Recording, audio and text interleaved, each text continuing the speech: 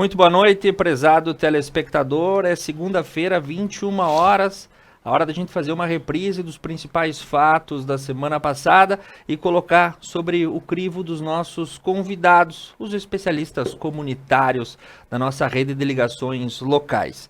Na noite de hoje, eu tenho a honra de receber na 34ª rodada do Ponto a Ponto, Felipe Pavan, graduado em empreendedorismo pela Universidade de Shenzhen, na China, com MBA em Neurobusiness pela Fundação Getúlio Vargas, com mais de 30 anos na iniciativa privada, com cargos como conselheiro de Joint Venture e com prêmios de exportação no ramo metal mecânico pela ADVB. Foi diretor da esportes na AFUV e também voluntário em diversos órgãos aqui do município.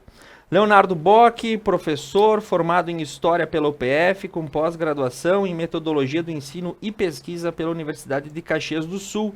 Professor em várias escolas de Nova Prata e região, na Universidade de Caxias do Sul, na de Passo Fundo, em pré-vestibular e coordenador do Núcleo de Educação do Presídio Estadual de Nova Prata e presidente do Conselho da Comunidade do Presídio aqui da cidade.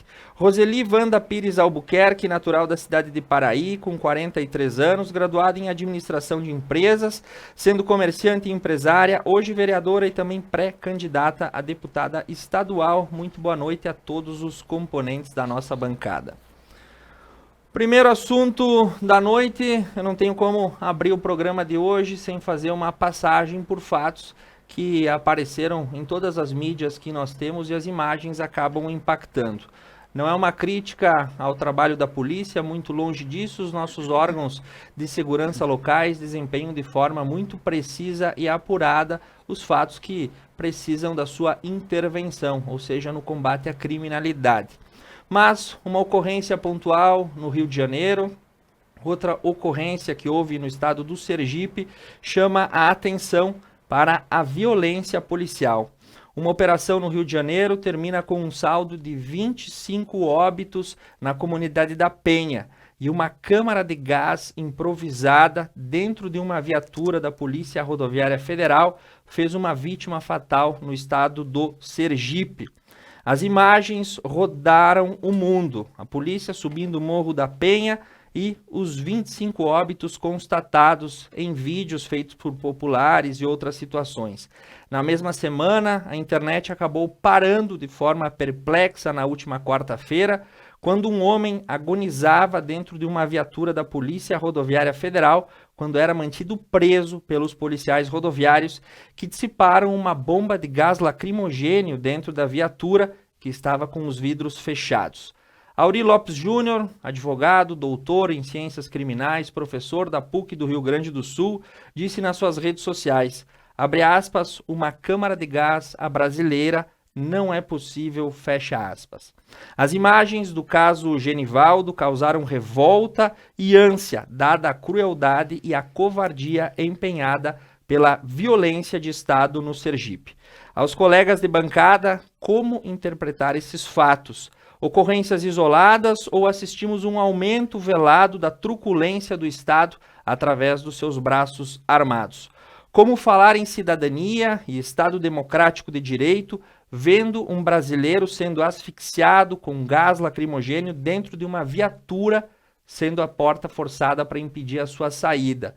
2022, nós temos uma Constituição Cidadã promulgada em 88 e as cenas causam perplexidade e nós ficamos pensando o que fazer diante de uma atitude dessas, como lidar com essa situação e como a opinião pública reage. Para a abertura da discussão nessa rodada, eu dou a palavra ao Felipe Pavan, natural do Rio de Janeiro, que também conhece essa realidade local. Felipe, muito boa noite. Boa noite, amigo de bancada. Mais uma vez um prazer estar aqui aos telespectadores da Conecta. É um assunto complicado, um assunto duro, é uma realidade que nós aqui não temos conhecimento, Tiago e colegas. Porém, nós temos que levantar o fato que essa violência, ela não é só do Estado, né? Não há justificativa para o que aconteceu. Não há justificativa. Nós vamos voltar sempre lá atrás, na origem. talvez a maioria dessas pessoas envolvidas nesses casos sejam reincidentes.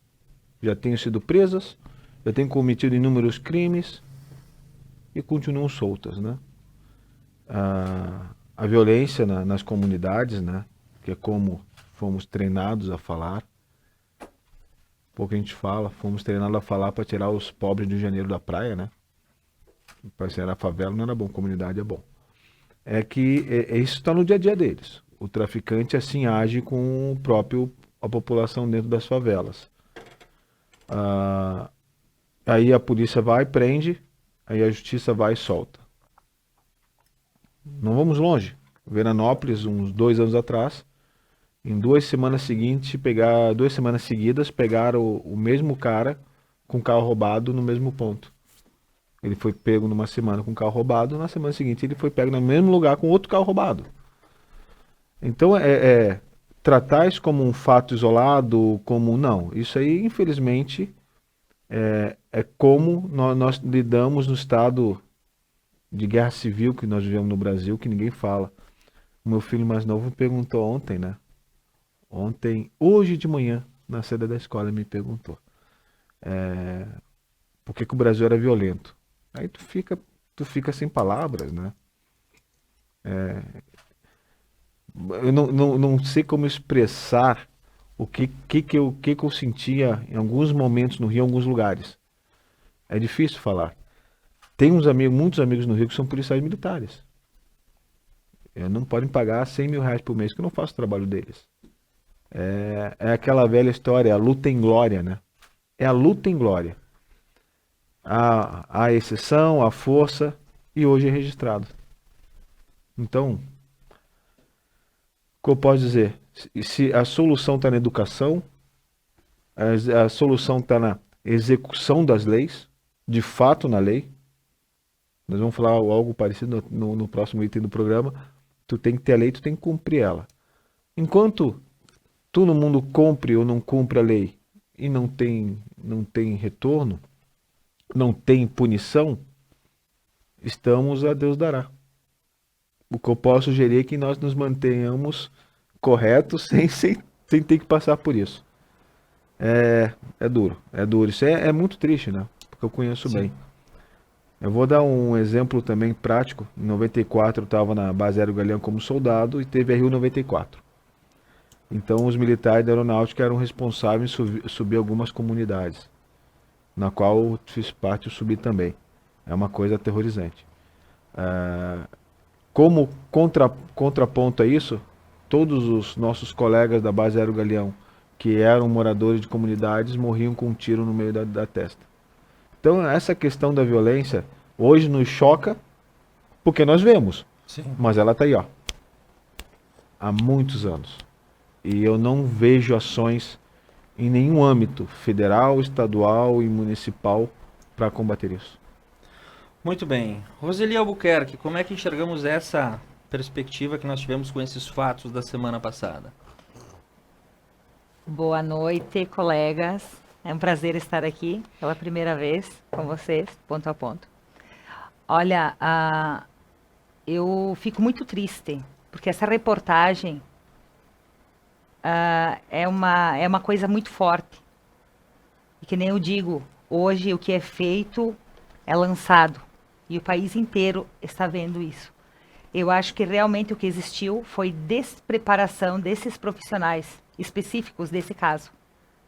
E que eu penso de que para não haver muito mais disso, tem que ter uma preparação, tem que ter uma preparação psicológica antes, porque como na reportagem do moço ele tomava medicamentos, ele tinha um problema, ele era uma pessoa meio que especial. Então, quem é que duvida que ele não estava de capacete por causa da doença dele? Claro, foi errado. É um erro ele estar sem capacete. Agora, a partir do momento em que as pessoas pedem, não, que nem o sobrinho dele fala na reportagem, que explicou para os policiais que ele teria problema, eles deveriam ter tido, se eles, quem sabe, fossem trabalhado, porque eu sou Uma das minhas pautas grandes é a inclusão. É saber diferenciar uma pessoa de outra. Neste caso específico, eu fiquei muito triste. E eu acho que tem que existir uma preparação melhor na qualificação. Eu não digo que não é no geral. Neste caso, foi um caso assim bem, eu penso que seja esporádico, porque hoje as redes sociais elas denunciam, elas mostram na realidade o que acontece. Eu penso de que teriam que rever isso nos concursos e qualificação para que tenha uma preparação psicológica, esses policiais, enfim, na verdade todos, eu acredito que tenha, mas que tenha que ter um ensinamento mais aprofundado, para que quando eles estiverem trabalhando, principalmente em cidades grandes, que a gente sabe que o momento deles acontecem muitas, eles estão ali nos protegendo e muitos são assassinados por bandidos. Então, para eles saberem distinguir uma coisa de outra. É desta forma. Eu penso que tem que ser estudado mais, a gente sabe que os concursos são difíceis e tem que ser cada vez mais, principalmente trabalhar na parte da inclusão, para eles terem o conhecimento numa abordagem de uma pessoa que tem um problema, no caso, o cara não estava armado ali, nesse caso específico. Na maioria das vezes, eles têm que tomar medidas, mas daí é diferente. A gente sabe o que acontece e assistindo o vídeo que eu assisti, eu achei que ali foi uma despreparação deles. Nós temos que reportar, porque o fato ele vem como uma onda e depois nós temos as reverberações. Isso. Esse caso da PRF teve 2 apontamentos que eu acompanhei. O primeiro, se não vai me falhar o calendário, nós tivemos uma semana ou 10 dias anterior a esse fato, 2 policiais rodoviários federais que foram assassinados por um indigente que cruzava a via e que depois também acabou sendo levado a óbito. Isso causa uma consternação na corporação e todo mundo fica com os nervos mais a fio. Outro fato que também rememora é que na última semana um vídeo vazado da gravação de uma aula preparatória, onde um policial dando a aula contava como eram feitos esses procedimentos ou como era o treinamento para fazer isso, ensinando com um certo sadismo. Até que isso é piada, até que isso é comentário de sala de aula, até que isso é feito. Ok, mas quando se vê a cena acontecendo, a gente rememora alguns acontecimentos. E se falar em câmara de gás, professor, a gente volta a 1940 e isso faz um filme um quanto tanto tortuoso na memória. Leonardo Bock. Boa noite aos colegas de bancada, aos telespectadores, Thiago, pessoal da técnica, tá aí o pessoal que traz o chazinho. São 2 pontos na tua proposta de pauta. Uma situação lá do Complexo da Penha e outra situação do incidente ali com a Polícia Rodoviária. Vou dividir em dois momentos a minha fala. Com relação à questão do Rio de Janeiro, a gente tem que pensar, Felipe também conhece bem isso, talvez mais que a gente, que viveu lá, que hoje, vamos colocar atualmente, tu tem 53% da população do Rio de Janeiro vivendo sob controle ou do tráfico ou da milícia. Então a questão daquele, enfim, da ação da polícia, que aqui não cabe justificar se foi muito agressiva ou não, porque você não sabe aonde está atacando e nem sabe como está sendo atacado. Uma situação exato, sui generis. Adversa. Completamente diferente. Mas o que acontece? No Rio de Janeiro, a ausência do Estado, não só no Rio de Janeiro, como em qualquer lugar do mundo, quando o Estado não está presente no lugar, o Estado como ente, né, e ente efetivo, você abre espaço para outros poderes. Isso é natural em qualquer lugar. É a questão de você ter um poder hegemônico, que se tu não está lá, alguém vai tomar. E nas favelas do Rio de Janeiro, com os números, esses que eu citei, tem outros, né? Poderes paralelos foram se estabelecendo. Basicamente dois: o tráfico e as milícias. Hoje, no Rio de Janeiro, você tem mais populações sob controle do tráfico e menos populações sob controle das milícias. Né? Em algumas situações, esses dois poderes, eles se unem. Né? E esses poderes, quando se unem, fica bem perigoso. O tráfico, ele fica mais à margem, vamos dizer,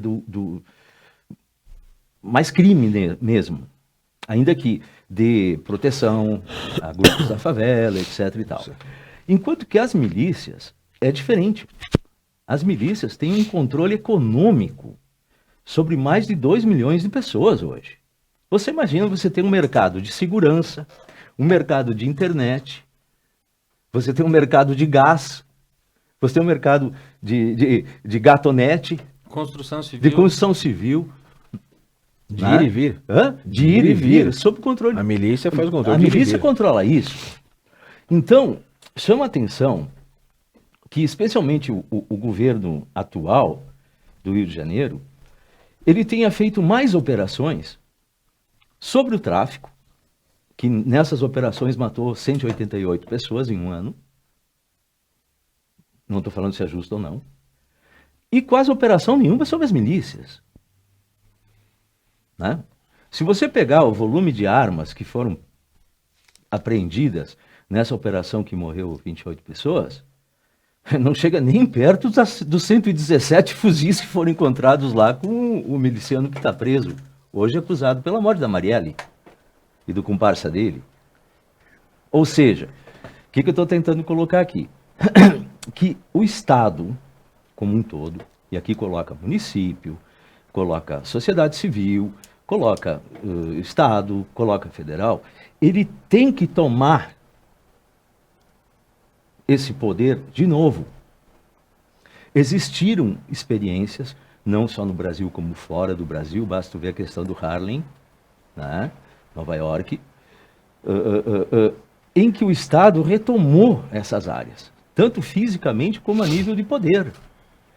Nós tivemos as UPPs, né, no Rio de Janeiro. Funcionaram muito bem. Tem obras, tem textos, tem experiências, tem relatos, tem o papel da CUFA, né, da Central Única das Favelas. Tem o Luiz Eduardo Soares, que as milícias queriam matar ele, ele teve que ir embora, né, quando ele era secretário. Ou seja, tem como fazer. Requer investimento, mas não só investimento em dinheiro, nem tampouco em polícia. É saúde que o Estado não está lá. É educação que o Estado mal e porcamente está lá. Infraestrutura. É infraestrutura que o Estado mal e porcamente está lá. Então, em todas essas situações, você vai abrindo espaço para outros poderes. Tem como chegar. A milícia e o tráfico, se você começar a tomar esses espaços, vai se deslocar para outro lugar e aí entra aquela guerra eterna, né? Porque é o gato e o rato. Mas tem que se fazer alguma coisa. E nos nossos pequenos e médios municípios, aqui, na nossa região, a gente está vendo algo muito parecido em escala bem menor. Ora, não temos assassinatos de graça por aí? Não temos grupos brigando na nossa região? Temos. Ora, onde é que o Estado está? Ontem, inclusive, tínhamos uma execução em Serafina Correia. Exato. Onde é que o Estado está? Né? E o Estado como um todo. Então, há que se pensar. Né? Já no ponto ali da questão da Polícia Rodoviária Federal lá em Sergipe, eu acredito, sim, Tiago, que eles estavam ainda sob efeito daquela morte, 2 mortes dos colegas lá em Fortaleza, que uma pessoa qualquer lá, simplesmente desarmou. Veja bem, estava falando de despreparo. Foi desarmado um policial e o cara matou os 2. Inacreditável. É inacreditável. Então, certamente eles estavam sob o impacto disso. Mas nada justifica esse assassinato. Eu lembro, quando eu vi isso, eu lembrei de duas coisas. Primeiro, as Volkswagen Sim. da Segunda Guerra, né, que o nazismo usou como teste, né, que botavam as pessoas dentro de caminhões ou carros ou vans e invertiam o cano de descarga e botavam para dentro. E aí pegavam os ciganos, ainda, né, naquelas fases de teste. Então isso veio à cabeça. E outra coisa que me veio à cabeça foi que durante o regime militar, e aqui não vou entrar em favor ou contra, mas era uma das práticas de tortura colocar a boca de quem estava sendo torturado no cano de descarga do jipe, né? E dele acelerar. Isso está relatado em livros, etc, etc. Um dos mortos foi o filho da estilista Zuzu Angel, né? O Stuart Angel. Ora, eu não vejo como um despreparo daqueles guardas, Roseli. Eles estavam muito bem preparados, estavam armados, e pegaram um cara de calção e camiseta, bicho. Passaram do ponto. Sabe, o presidente anda sem capacete nas motocicletas dele. O menino lá tinha algum problema mental, sei lá o quê. Ele disse, se o presidente, talvez, como tu usou a expressão, Sim. talvez, o presidente pode, eu também posso, sabe? Estavam em 3 caras fortões, né? Imobilizado. Você tem a taser para dar um choque no cara, tem o choquinho de mão, tem um monte de outras opções, a não ser botar uma pessoa agonizar ali dentro. E o que você falou, eu acho corretíssimo. Está no curso. Eu vi o cara também, eu vi o vídeo do professor dando o curso.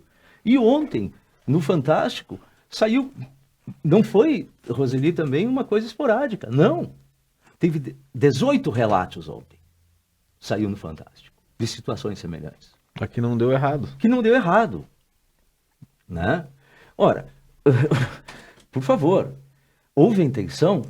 Claro que não. Não vamos também, né, crucificar os caras, mas tem que pagar por isso. No meu entendimento, aquela nota absurda que a Polícia Rodoviária largou no dia, meu Deus do céu, vocês leram a nota? Depois o posicionamento foi refeito nesse último final Foi de semana. refeito? Por quê? Porque simplesmente, Thiago, os policiais pegaram o cara, primeiro levaram para uma delegacia. Depois de levar para a delegacia, levaram o cara para o hospital. Deixaram o cara no hospital e foram embora.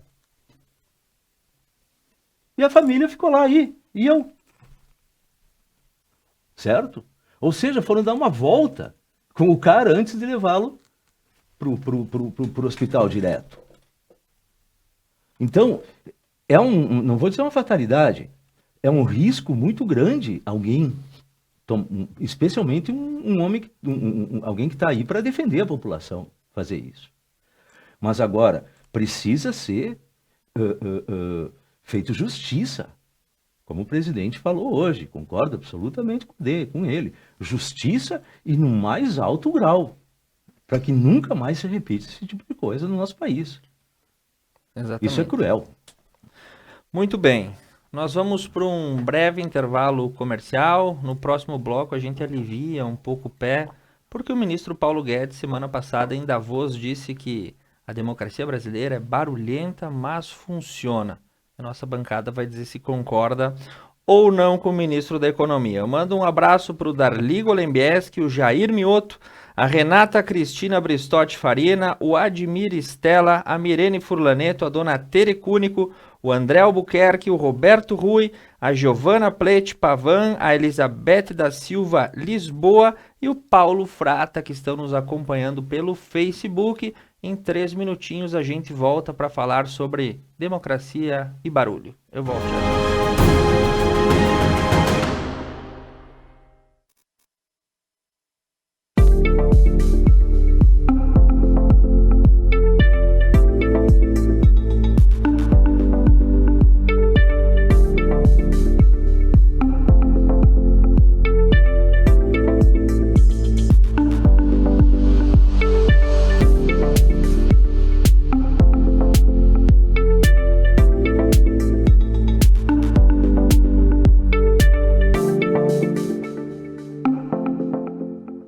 Espanhol Materiais de Construção. Depósito com estoque necessário para atender a produtividade de sua construção.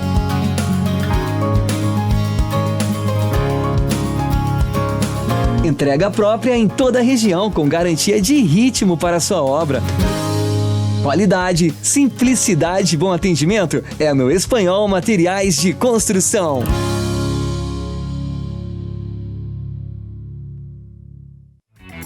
Músicas, convidados e bom humor. B-Night, toda quinta na Conecta Mais. A Service Contabilidade está no mercado há mais de 25 anos, oferecendo serviços de contabilidade e assessoria em várias áreas. Com unidades em Nova Prata e Nova Bassano, a Service Contabilidade está perto de você em todos os ambientes. Sua equipe oferece experiência, inovação e proteção para sua empresa e seu negócio. Service Contabilidade. Seu crescimento, nosso compromisso. Preços especiais e horários diferenciados é no Posto das Flores. Bandeira Petrobras e certificado de olho no combustível. Em Vila Flores, na BR-470. Atendimento especial até a meia-noite, de segunda a sexta e aos domingos. Aqui, seu tanque cheio é garantido. O que é ter saúde para você?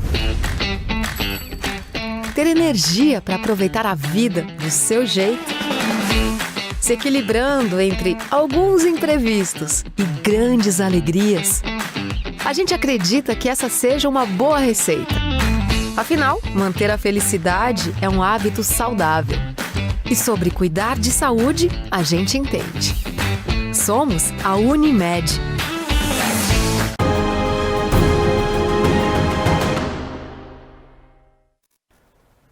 Voltamos ao vivo com você. Esse é o Ponto a Ponto, nas segundas-feiras, a partir das 21 horas. Aqueles fatos que trazem contrariedade e que são necessários a serem colocados sobre o crivo da opinião. Esse é o exercício que nós fizemos. Nesse segundo bloco, um outro fato mudando, rumando para a política e para a economia.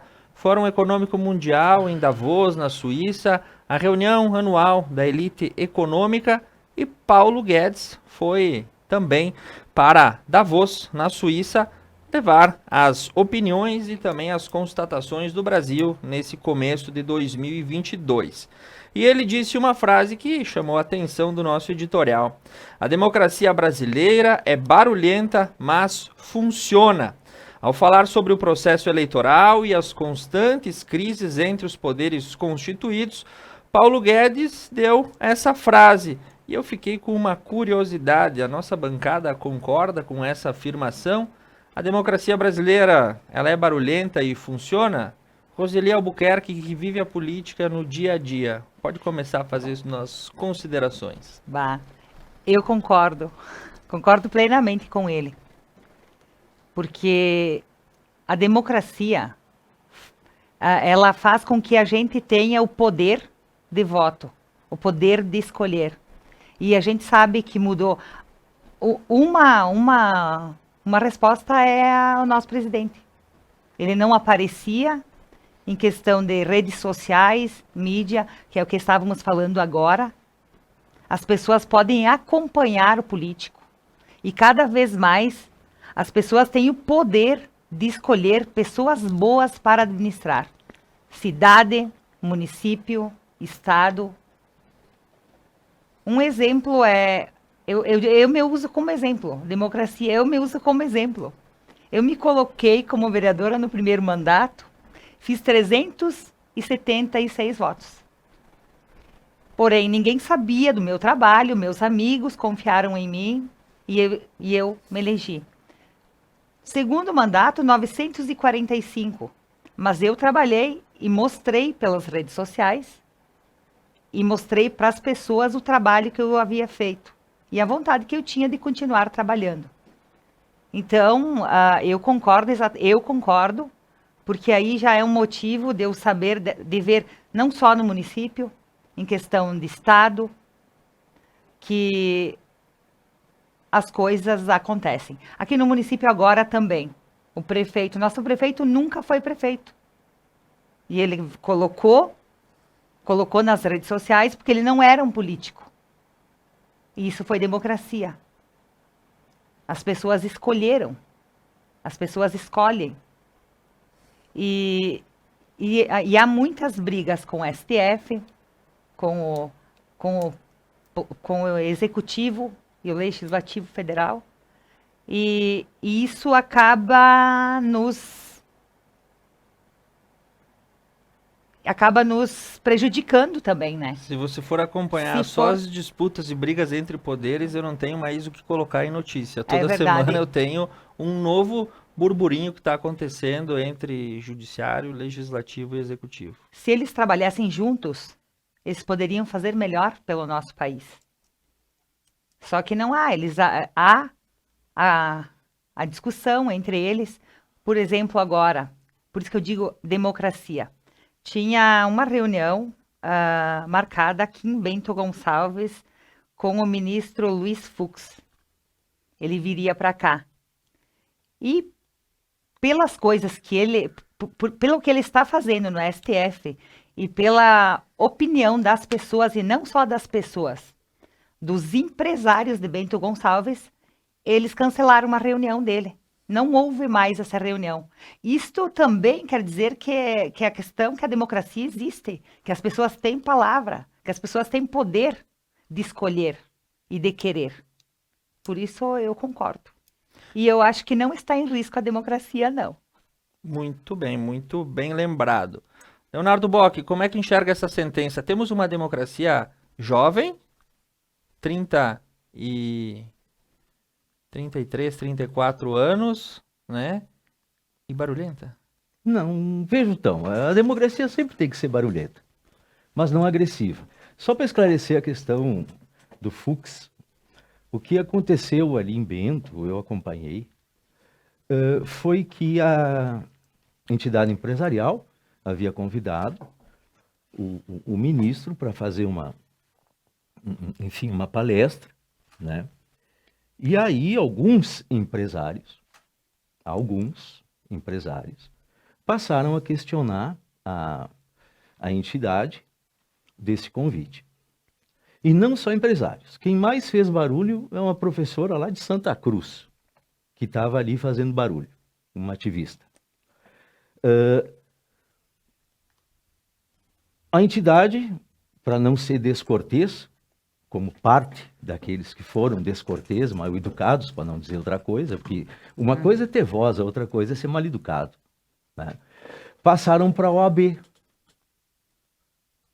a organização do evento e o convite, e deslocaram lá para o Spa do Vinho, menor, sem possibilidade de tumulto, etc. e tal. O Fux, quando viu isso, ele disse, não vou. Né? Ponto. Então, o que acontece? Com relação ao Paulo Guedes, ele estava em Davos, a elite econômica mundial. A elite econômica mundial, ela olha o mundo. Ela olha para tudo que é lugar. E o que ele quis dizer com isso? Ele quis dizer assim, pessoal, a interpretação é essa. Olha, o meu chefe lá está brigando bastante com os outros, com o judiciário. Mas não se preocupe que não tem nada em risco. Foi isso que ele quis dizer. No meu entendimento. Podem vir investir. Né? Porque senão não teria outro motivo para ele falar isso. Não teremos uma crise institucional. Podem aportar valores no Brasil. Exato, essa foi a fala dele. Foi isso, né? Ou seja, ele foi lá apagar um incêndio criado pelo presidente nesses constantes, né, atritos com o judiciário. Sem entrar no mérito se é certo ou errado, mas é constante, é diariamente, né? É diariamente. E, diariamente de baixo calão, sem educação, né? Então, o que acontece? Só que o Guedes, nesse mesmo, lá em Davos, ele aproveitou e mostrou também as garras dele. Quando ele falou lá, não sei se vocês viram toda a fala, mas eu acompanhei, né? Falou que a França e a Bélgica estão impedindo a entrada do Brasil na OCDE, né? que a França e a Bélgica dão muitos subsídios. Ou seja, parece um cara que está fora da realidade, assim, agressões desnecessárias, né? Falando coisas até absurdas.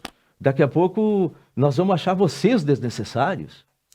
Pô, isso é falta de educação diplomática, é falta de senso de negociação. Falou lá, vocês já perderam a Rússia e agora vão perder a América Latina, sabe? Uns negócios meio sem pé, sem cabeça, né? Parece que tá também meio fora, assim, né? Quando a gente sabe que... E outra, vendeu lá um Brasil que não existe. É só a gente pegar as falas dele. O que ele vendeu lá fora não existe. É desconectado da realidade, né? Qualquer um vê isso. O mundo concreto está aqui, a gente não pode brigar com a realidade, né? Que a inflação está sob controle, né? Que os preços estão acessíveis. O cara, entendeu? Falou coisas completamente fora do mundo real. Então, eu não sei. A primeira fala dele, se ele tinha interesse de atrair investidores, né? A gente sabe que os grandes players fazem análises, fazem diligence. A gente sabe disso, né? E não vai ter investimento no Brasil, a não ser capital volátil, nos próximos meses, até não definir a questão eleitoral, né? Vai ser essa coisa do capital volátil, algum olhar um pouco diferente na questão da Petrobras, alguma coisa assim da Eletrobras, né? Que, enfim, tem a possibilidade aí de abrir as ações, né? Por aí. Mas democracia deve ser barulhenta, né? Necessariamente deve ser barulhenta. Faz parte da democracia, mas não agressiva, não fora do tom, não pessoalizada, né? Perfeito. E, inclusive, hoje uma frase que me chamou a atenção também, concomitante a essa pauta, enfim, Fórum Econômico de Davos, o diretor de política monetária do Banco Central, Bruno Serra, afirmou hoje que nós teremos um momento difícil pelos próximos 5 anos, se tratando de economia global, e que não é descartada uma recessão necessária para conter a inflação dos preços, ou seja, uma recessão programada. Eu fico com uma sensação de apertem os cintos diante disso. Mas para a gente não fugir da pauta, Felipe Pavan, uma democracia barulhenta, tu que já estiveste em vários lugares do mundo, ela também funciona assim lá fora? Não, onde eu morava não tem democracia. É verdade. Onde eu morei não tem democracia. É. Na verdade, na China tu não pode falar algumas coisas, tu tem limitações de informações. Ponto a ponto na China dá para fazer? Dá, desde que eles aprovem, né? Como é que funciona a TV chinesa? Mesmo os canais estrangeiros, eles têm um delay de alguns segundos, dependendo do assunto, eles cortam. Eu estava lá naquela época que o Japão e a China estavam se degladiando por uma ilha lá, de novo, volta e meia, eles vão pegar aquela ilha lá e vão discutir. E aí, quando vinha falar sobre isso a CNN, a imagem sumia. Bom, eu concordo que isso é maravilhoso, uma democracia que tem barulho. Prova, até mesmo as discussões dos poderes, eu acho extremamente benéfico. Quando um brasileiro, vamos pensar 10 anos atrás, a gente sabia o que era STF, o que fazia, até onde vai. Gente, para o amadurecimento do povo, isso é maravilhoso, né? Obviamente, tomar cuidado com os vieses que cada mídia, tanto de um lado como de outro, quer mostrar só o seu lado. Como eu posso falar ali do assunto que nós falamos anteriormente, que uma TV, a famosa TV do Brasil, botou a foto de um rapaz que foi assassinado, cortando ele com um fuzil na mão, né? Ou seja, sim, tendencioso, as tendências, né? Mas a democracia é boa, eu acho que é necessário. Nunca falamos tanto sobre coisas importantes em relação de política, mesmo que o assunto saia, às vezes, de uma fake news, saia de um discurso exacerbado, de um fanático. Mas vamos lá, essa minoria barulhenta não é o brasileiro. O brasileiro somos nós aqui que observamos, estudamos, lemos, vamos mais a fundo, né? E isso eu acho extremamente válido. Quanto à palavra lá do Guedes, eu concordo com o que ele falou da França e da Bélgica, em número, gênero e grau. A Bélgica... Mas não da forma, né, Felipe? Tu pode usar as palavras, né? Sendo diplomático, né? Acredito que ele tenha sido bem assessorado, o momento oportuno para cada questão, né? De fato, o Brasil não pode se também baixar demais, porque tem uns países ali de fora que se aproveitam muito disso, né? E a Europa tem que abrir o olho, porque de fato, em termos aí, eu falo como uma pessoa que estava na China, a Europa perdeu importância para alguns lugares, economicamente. A China enxerga o Inglaterra, o Reino Unido, os nórdicos e a Alemanha. O resto, para eles, não tem volume, né? Quanto à recessão global, foi falar lá pelo presidente do Fed, né, que vão manter a inflação para não gerar desemprego. No entanto, chega no momento que começa a tornar a perda de poder aquisitivo começa a se tornar muito doloroso para a população. Né? Então, realmente, quando ele diz que vai ter uma recessão, acho que é uma recessão de investimento de dinheiro barato. Mas eu acho que no nosso caso, no Brasil, nós estamos há 8 anos, tranquilamente 8 anos, eu vou falar, com demanda reprimida. Então, por mais que tenha recessão global, nós vamos ter um consumo interno muito grande. Entre o assunto que nós falávamos aqui antes do programa. 40 milhões de brasileiros que não são consumidores ou que perderam a capacidade de consumo ultimamente e vão voltar ao mercado. E que tem necessidade de aquisição. E o que nós falamos antes, naquela questão de investimento em P&D. Se tivéssemos tem uma indústria muito, muito boa no Brasil, mas tivesse um passinho à frente, nós íamos tranquilamente ser o país do futuro e não o país do sonho do futuro, né? O Brasil é o país do futuro, dizia o poeta. Exato. Encerrando esse segundo bloco, nós vamos para um breve intervalo comercial. Na sequência, nós vamos falar sobre o Jesse e o Churastei. O brasileiro que saiu de Balneário Camboriú e foi até o Alasca e foi vitimado num acidente, e a onda de consternação que isso gerou, e uma reflexão sobre os sonhos da nossa juventude. Um abraço para a dona Mirene Vera Furlaneto, a dona Eva Maria da Silva Moreira, a dona Ana Leschmann, a dona Belkis Nunes, a Rosaura Lenz e o Ivan Schmidt, que estão nos acompanhando. Eu volto em 3 minutos com esse caso para a gente comentar. Já já.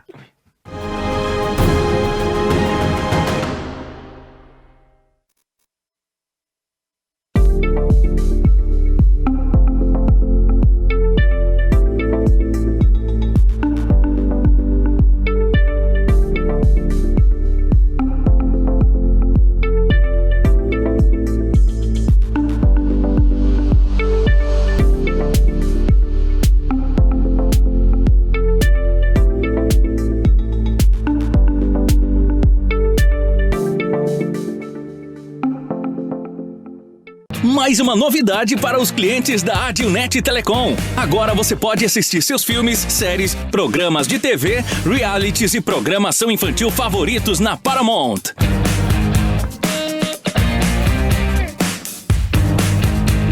Na Paramount+.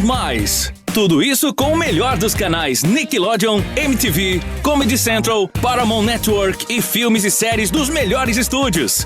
Acesse gratuitamente todo o conteúdo pelo seu smartphone, tablet ou navegador. O aplicativo está disponível no Google Play e App Store do seu smartphone ou tablet. Abra o aplicativo e clique em Iniciar. Depois, clique na opção Outras Operadoras. Na tela seguinte, selecione a Adilnet e entre com seus dados de acesso, os mesmos que usa para a central do assinante. Pronto! Mais entretenimento em um só lugar. Com programação para toda a família. É na Paramount+.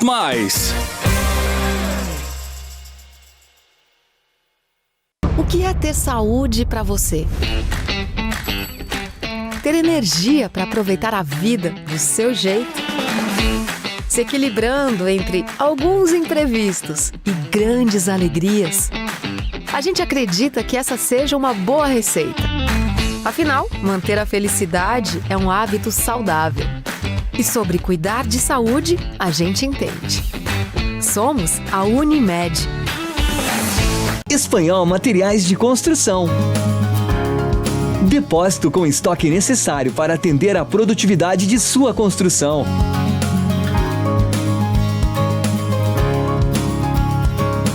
Entrega própria em toda a região com garantia de ritmo para sua obra.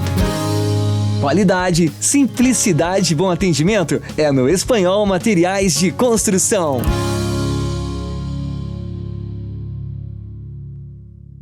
A Service Contabilidade está no mercado há mais de 25 anos, oferecendo serviços de contabilidade e assessoria em várias áreas. Com unidades em Nova Prata e Nova Bassano, a Service Contabilidade está perto de você em todos os ambientes. Sua equipe oferece experiência, inovação e proteção para sua empresa e seu negócio. Service Contabilidade. Seu crescimento, nosso compromisso. Preços especiais e horários diferenciados é no Posto das Flores. Bandeira Petrobras e certificado de olho no combustível. Em Vila Flores, na BR-470. Atendimento especial até a meia-noite, de segunda a sexta e aos domingos. Aqui, seu tanque cheio é garantido.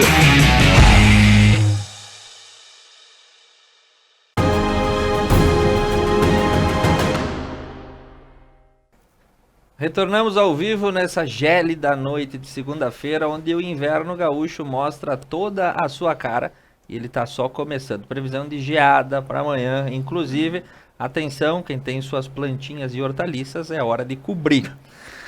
Nosso último tema da noite tomou o Brasil com uma grande onda de consternação e tristeza. O Jesse e o Churastei, o influencer e seu cão que iam rumo ao Alasca quando acabaram sendo vitimados de uma forma fatal em um acidente de trânsito. Qual é a mensagem? Qual é o legado dessa história? O acidente comoveu o Brasil. Jesse Cos e o seu cão Churastei saíram de Balneário Camboriú em um Volkswagen Fusca ano 1978 rumo ao Alasca. Tudo ia bem até que um acidente de trânsito próximo ao seu destino, em comparação com o que ele tinha saído. Nossos colegas me avisaram que ele foi vitimado no Canadá, na cidade de Portland, interrompeu essa história. A pergunta para a bancada é: vocês enxergam um comportamento que se mostra cada vez crescente, assim como foi a vida do Jesse e do Churastei, o desapego e uma despreocupação com o futuro, pautando a vida a partir do aqui e do agora, a fim de tornar os sonhos reais o mais breve possível? Qual é a mensagem que essa dupla deixa, fora a tristeza que comoveu muita gente? Professor Leonardo Bock, conviveste com a juventude boa parte da vida, consegue enxergar essa evolução nos últimos anos? Eu acho que o comportamento de aventura, vamos lá, aventura quer dizer aventura, né? É do latim, o que está por vir. Né? É isso que a aventura quer dizer. Eu acho que é um comportamento que ele faz parte da humanidade. Talvez em maior ou menor grau, fez parte em todos os momentos da história. Né? Lá no Japão feudal, por exemplo, tem um dos maiores poetas, criador do gênero poético haikai, né? Aquela poesia curtinha, chamado Basho, que ele era um andarilho. Né? Jesus era um andarilho. Isso que é mais um cara tão desapegado quanto Jesus. Né? E outros tantos, né, que a gente tem.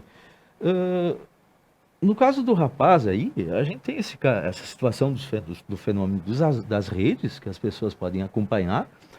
E, enfim, vou usar a expressão, vender, né, a imagem, né, para as pessoas irem acompanhando as suas aventuras. Mas a gente tem muito aventureiro ao longo da história. Né? Hoje em dia, muita gente está desapegado.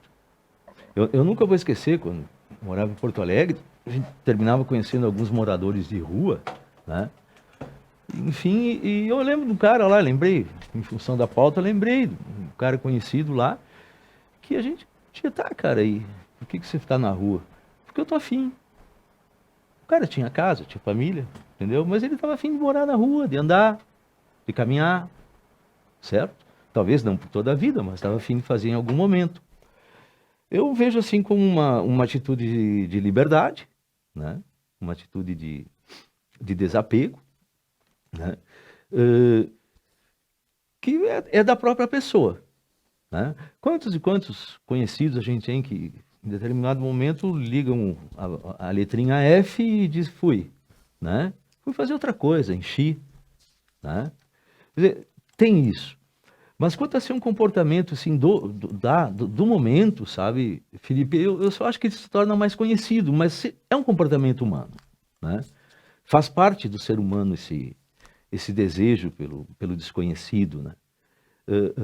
Por exemplo, semana passada a gente teve um outro grande fato também na área da aventura, né? Mas não da aventura no sentido do viajante, da aventura da ciência, também do desconhecido, que está por vir, né? Pô, a pesquisa aquela da vacina de Oxford, do câncer, né? Para alguns tipos de câncer, onde desenvolveram lá a ciritinina, né? Que é uma proteína que nós carregamos e ela fica potencializada com 35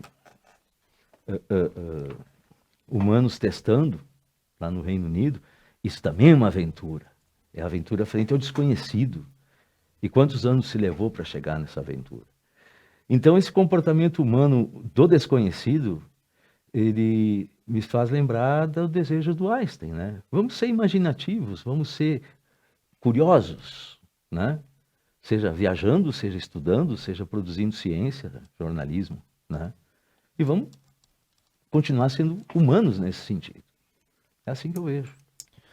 Muito bem. Felipe Pavan, qual é a mensagem que fica dessa dupla muito simpática e que agora fica para os anais da história? Bom, eu tenho sempre passando nas faculdades, aí, dando palestras e uns bate-papo com os estudantes. Algumas gerações aí vêm estando muito frustrados, né, com a demanda da vida, com as obrigações. Isso aqui não é uma crítica, tá? Só para não dizer, não, é no meu tempo, não é nesse sentido.